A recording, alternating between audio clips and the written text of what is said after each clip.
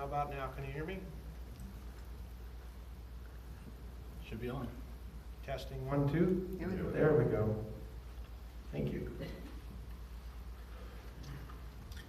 First time using one of those.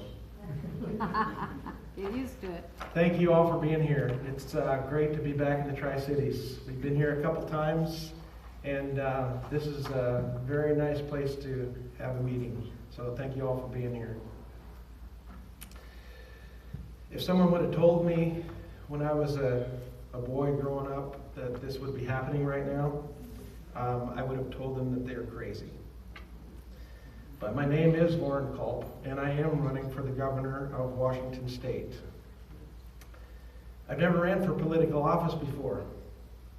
So you might ask, why am I doing it now? Go big or go home.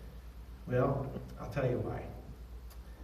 Because I'm sick and tired, as I know many of you are, of seeing career politician after career politician trampling on our rights, mismanaging our state government, and treating taxpayers like a cash cow.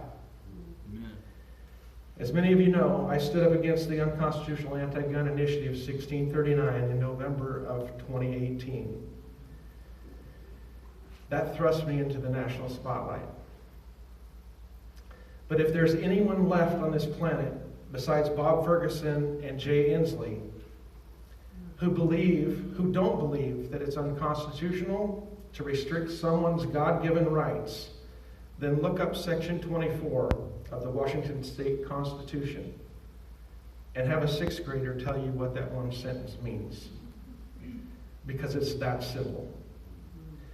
If anyone believes that the Constitution doesn't protect the right to own a semi-automatic rifle because they weren't invented when our Constitution was written, then I guess the same applies to typewriters, computers, and the internet when it comes to the First Amendment.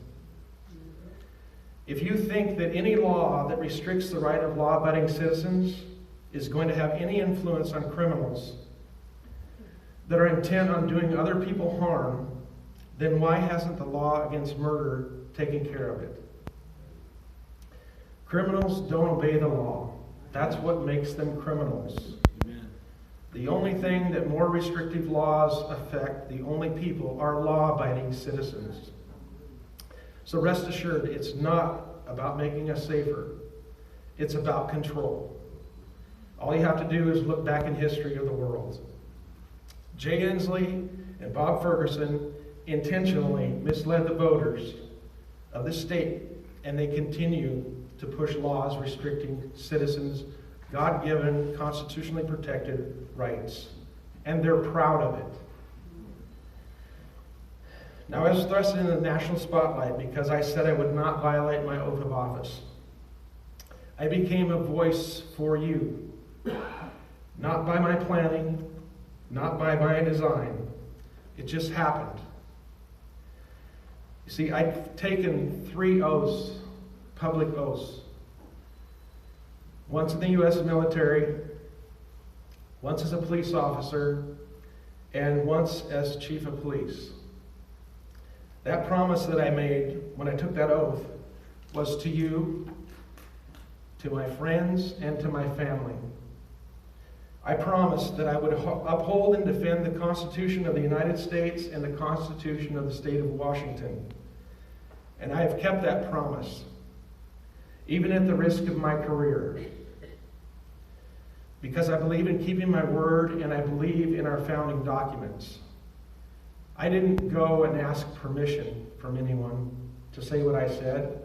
I didn't ask permission for anyone to post on our little town's Facebook page that I wouldn't violate the Constitution, I wouldn't uphold that law. I just did it because it was the right thing to do. Before anyone takes office, they say the same oath. But sadly, far too many forget what they just swore to 5 minutes later. They go through their motions and repeat the words, but 5 minutes later, they don't even know what they said. That oath is not to one amendment. It's not to one part of the Constitution. It's to the whole thing. And the Constitution is the rule for our government. And it needs to be followed. The beauty of our founding documents is that they protect everyone equally, but only if they're followed by our elected servants. And notice I didn't say elected officials. They are public servants. They are there to serve the public and follow the rule of law, which is the Constitution. The Declaration of Independence says that governments are instituted to protect citizens' rights. That is the main role of our government. It's not the role of government to take care of us from the cradle to the grave. And if you elect me as your next governor, I will ensure that any bill that crosses my desk will pass 3 tests. Is it constitutional? Will it help the citizens of Washington State? And do we have the money to pay for it?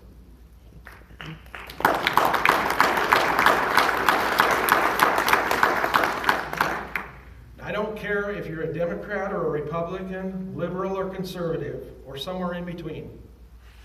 We are all citizens of Washington State. Most of us have the same goals in life. Live peacefully, love our friends and family, work hard, and if we're lucky, live long enough to someday retire. But in the process of that, we don't need a bloated government in Olympia telling us what to do at every turn and taxing us like there's no limit. If you elect me as your next governor, I will be a governor for all of the people of Washington State. Every citizen that lives here will have representation. I will work tirelessly to reduce the size and scope of government interference in our lives and businesses. When I took over as the Chief of Police of Republic, we cut the budget for the police department by 25% in the first month. It had been going on like that for years, spending money where it didn't need to be spent. And that same mindset will go with me to Olympia. Free people do not need government telling them what to do all the time. And if you elect me as your governor, you will have a governor who respects the rule of law and the Constitution and citizens' rights as outlined in the Constitution. That's a promise to you, and I've got a pretty good track record of keeping my word. I'm just a common man, willing to work for common people, for a common purpose, which is freedom and liberty. Freedom from high taxes, freedom from excessive regulations, and freedom from a government in Olympia that doesn't share the same values that we do. Now, I have no experience being a politician. Good. I have no doubt that my opponents will try to use that against me. I believe that's an asset.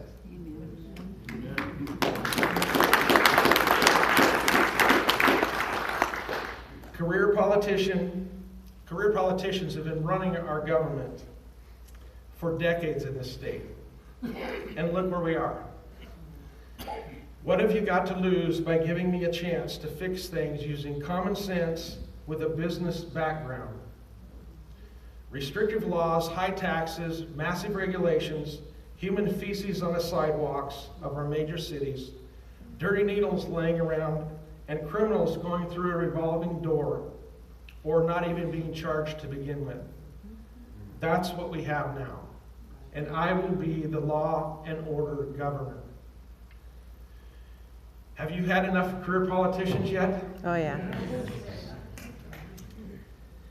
Our founders didn't have experience running a free country, but they had the will, the determination, and the common sense to see it done. And they did a darn fine job, if you ask me. I will probably make some mistakes along the way. I'm not perfect. I don't have degrees from an Ivy League college to hang on my wall. I don't have millions of dollars in the bank. But what I do have is common sense and a strong work ethic. Common sense isn't something that you learn from a book or take in a class. And it's so lacking in our state's leadership right now. And common sense is what I have and what I will bring to the table as your next governor. We're all citizens of America. Right, left, conservative, liberal, black, white, brown, it doesn't matter to me. We are all one state. We are all part of one nation. And we are all one people. And I plan on representing all citizens of Washington State. We have become so divisive lately. Some have forgotten what it means to be an American and how to have a dialogue with one another about issues that we may disagree on. We can still be different and have different points of view on any number of things, but we can still respect each other and listen to others' opinions. Now, let me tell you a true story. When I was a sergeant in the U.S. Army in 1983, I was stationed in South Korea for 357 days straight. My little boys didn't even recognize who I was when I got home. While I was there, I participated in a joint military exercise called Team Spirit. All of the branches of the U.S. military, along with South Korean forces, were involved. It was huge. There were ships and tanks and aircraft all around the country of South Korea. We would travel long distances in large army trucks and jeeps along small dirt roads. And there were small villages that dotted these